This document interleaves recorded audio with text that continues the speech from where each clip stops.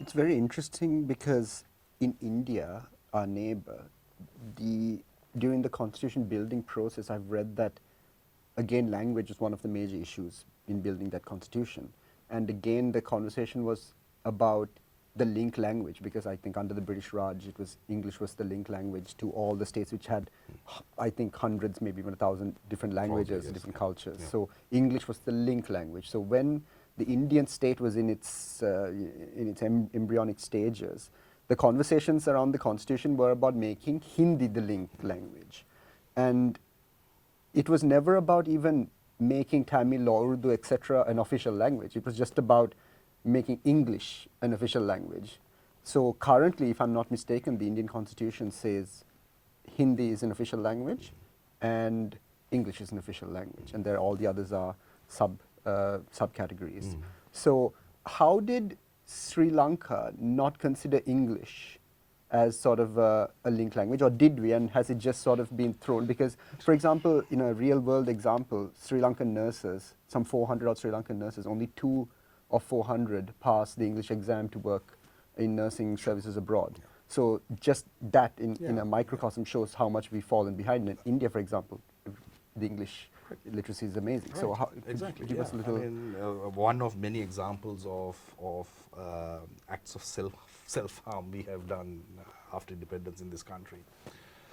Remember, at the point of independence, it behooves us to remember, just a few days ahead of our 75th anniversary of independence, what we were in 1948. This was not the country that we know today.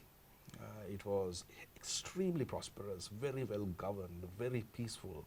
It was, if you look at the literature on decolonization, whether from international relations or from history or from law or political science, you will see treatments of that period universally agreeing that Ceylon was the model decolonization process.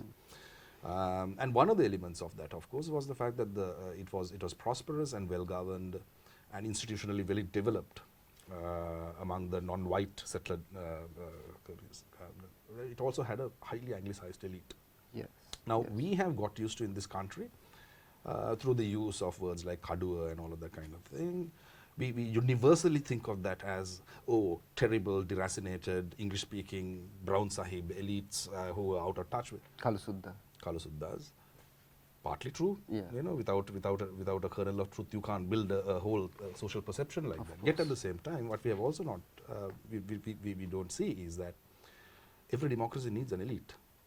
Every democracy needs an elite that has the national self-interest at heart, who play their game of political competition according to a set of neutral rules. Right? We had that at that point. We, of course, got rid of that very, very soon afterwards. 1956 was the watershed for that. But what did we do? So by pandering to, when people felt alienated by English-speaking elites, the English-speaking elites themselves go and tell the people, these guys are terrible, we need to make Sinhala the official language. In response, the Tamils go and say, we need resurrection of Tamil, etc. and all of that. And we are going, more and more into ourselves, right? Digging deeper inwardly, insularly into ourselves. Forgetting completely that we are a young post-colonial country with huge developmental challenges, needed to work with the international economic system and the global markets. We were an export economy at that time, we still are. To think that we can bring back the ancient glories of the Sinhala Buddhist monarchy and hope to survive in the modern world in that way was very, very foolish. I mean, so that's the result why we have been consistently, every government, every generation, every decade, we have seen terrible economic decision making, and part of that, of course, economic decision making is not merely this or that macroeconomic policy.